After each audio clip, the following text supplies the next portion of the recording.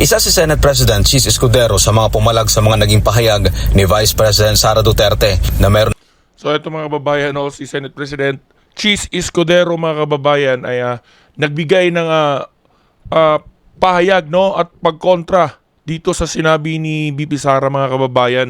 So alata naman natin mga kababayan, binigyan siya ng napakagandang posisyon as Senate President ni President Bongbong Marcos mga kababayan. Kaya naging sipsip itong si Senator Chis Escudero mga kababayan dito kay PBBM, at yun nga nagbigay siya ng negatibong pahayag laban kay Vice President Sara Duterte. Na umano itong nakausap na hitman na papatay kay Bongbong Marcos, Liza Araneta Marcos at kay Martin Romualdez sakaling mamatay ang ikalawang Pangulo. Ayon kay Escudero, dapat anyang may pumipigil sa mga sinasabi ng ikalawang Pangulo at bilang opisyal. Dapat umanong may pumipigil kay BP Sara Duterte. Dapat daw na maging magandang ehemplo ang Vice Presidente sa buong bansa, lalo na sa mga kabataan. Ang pahayag na yan ng Senate President. Yan mga kababayan, pinalagan yan ni Senador Bato de la Rosa. Hindi pinalampas si Senator Ronald Bato de la Rosa. Anya, hindi na kailangan na pigilan o pagsabihan ng ikalawang Pangulo dahil hindi naman ito ang nagpasimuno ng gulo. Tama. Hindi naman ito nagpasimuno ng gulo mga kababayan. Matatandaan natin na ang Vice Presidente ay ginigipit ng Marcos administration mga kababayan. Kung kaliwat ka ng kaso ang sinampa nila at akusasyon laban kay Vice President Sara Duterte para ma-impeach mga kababayan. So hindi si BP Sara ang nagpasimula ng gulo mga kababayan. You don't need to mediate, Inday Sara. You have to mediate the people na nag-instigate sa kanya para maging ganito. Yun. Yung mga kay BP Sara Duterte, yung pagsabihan, hindi si BP Sara. Ang kanya naman palagi is just in every action there is a corresponding reaction. In every action, there is a correspondent reaction mga kababayan. Diba? Yung kanya lang naman ay reaction sa situation where she is in right now. Nagre-react lang siya. Paliwanag ni Senator Bato, kung talagang nais ni Escudero na maayos ang lahat, dapat pagsabihan nito ang mga taong pasimuno ng panggigipit sa ikalawang Pangulo. Kung totoo, dapat pagsabihan ni Senador Chis Escudero yung mga pasimuno ng gulo mga kababayan kung gusto talaga niyang matigil na itong nangyayari ngayon. If you want to settle everything, you hit the action first. Huwag niyong i-hit yung reaction. You address the action first before addressing the reaction. So saan nagagaling yung action? Galing from Malacanang, galing from the House of Representatives. I-addressin niyo yan.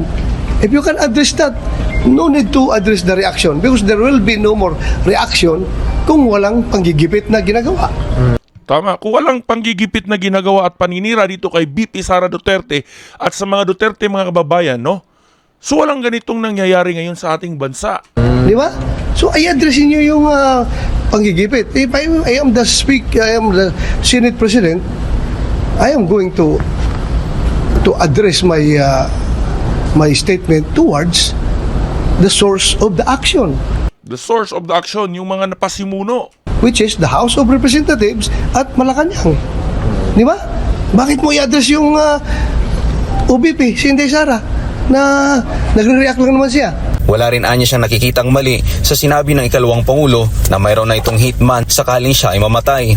Anong attempt na masasabi mo doon? Or is it attempted or frustrated or what? I don't think so because it's very a conditional statement, di ba? Patayin niyo ako, ipapatay ko kayo. Parang gano'n, di ba? So may condition. Patayin niyo muna ako. Siguro kung mamatay siya, nandyan na yung threat. Pero kung hindi siya mamatay, wala masiguro yung threat nun. Sa huli, binigyang diin ng senador na hindi magkakaroon ng maanghang na salita ang Vice Presidente kung walang banta sa buhay nito. Yun nga. Di ba? Totoo. Ito kasi mga kababayan, napakalaking banta sa buhay nito ni BP Sara Duterte kaya nagkakaganito mga kababayan. At ang panggigipit na ginagawa ng Marcos administration mga kababayan, binawasan ng security, ginigipit sa budget. At kung ano-anong paninira para sa OBP mga kababayan na kung saan ginigipit nga itong Vice President natin sa confidential funds, halos lahat naman daw ng ahensya ng gobyerno ay may confidential funds. Mas malaki pa nga, bilyon pa nga ang pondong winawaldas ni President Bongbong Marcos sa confidential funds, mga kababayan. Bakit itong si BP Sara ay ginigipit ngayon dyan? No? So halatang pamumilitika ang nangyayari ngayon, mga kababayan. All of these statements came out because of her fear of her life. Na meron siyang mga information na karating sa kanya na siya ay i-assassinate din. So yun nga, anong sabi niya, kung ako i-assassinate ninyo, i-assassinate ko rin kayo. Yun, mga kababayan, parang ano lang naman yung reaction yung sinabi ni BP Sara, no, dahil may na-receive nga siyang pagbabanta sa kanyang buhay, no, na gusto siyang ipapatay din. Kaya parang nag-react dito si BP Sara Duterte at sinabing kung may mangyaring masama sa kanya, nagbili na siya, no, kung sinong nasa likod nito. Dahil sa information na kanyang natatanggap, mga kababayan, may threat ang buhay ng Vice Presidente natin, mga kababayan. Pero ang nangyari, no, parang siya pa yung ginawang threat ng Marcos administration, no? Binawasan pa ng security ang ating Vice Presidente.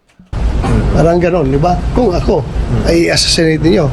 So, yun ang kondisyon nga, conditional. Hindi mo ito lalabas kung walang threat sa buhay niya. Alam niya na mayroong threat sa buhay niya. May information siya nakarating sa kanya about that threat.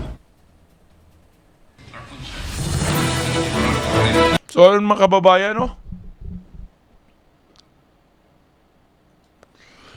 So, ayun, mga kababayan, no? Kung sincero itong si Senate President Chis Escudero, mga kababayan, no, ay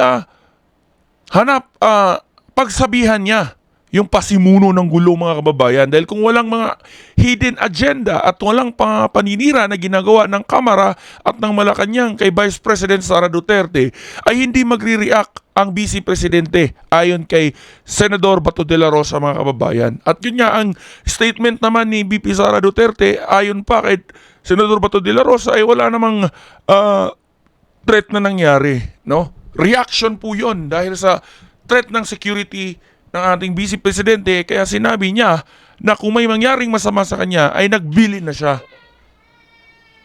So grabe, mga kababayan, no, paninira na ginagawa ng Marcos administration dito sa mga Duterte, mga kababayan, at buti na lang may mga solido pa rin at tapat na kaalyado itong si Vice Presidente na kahit anong paninira sa hirap at ginawa ay hindi iniiwan ang mga Duterte, mga kababayan.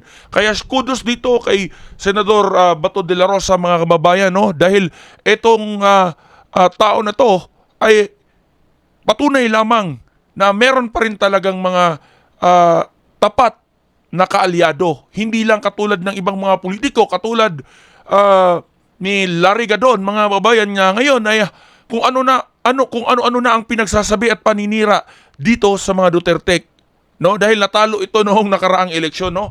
Pasipsip itong si Larry Gadon, mga kababayan, no, at nung medyo nagigipit ngayon ang mga Duterte dahil sa kaliwat ka ng paninira, ay si Larry Gadon ay sumasaw-saw, mga kababayan, para umingay, no. So yun, mga kababayan, anong masasabi mo dito sa pakikialam at resback ni Senador Chis Escudero dito sa mga Duterte, mga kababayan, no, na bagkus ay pagsabihan niya ang pasimuno ay si BP Sara pa ang gusto niyang pagsabihan, mga kababayan, na ayusin ang mga pinaggagawa, mga kababayan. Ay nag-react lang naman itong si BP Sara Duterte. I-comment mo yung reaction mo sa comment section, kabayan, at huwag mong kalimutan na i-share itong video na ito para mapanood ng marami nating kababayan saan mang sulok ng mundo. Maraming salamat sa suporta sa News Info PH. Hanggang sa susunod nating video.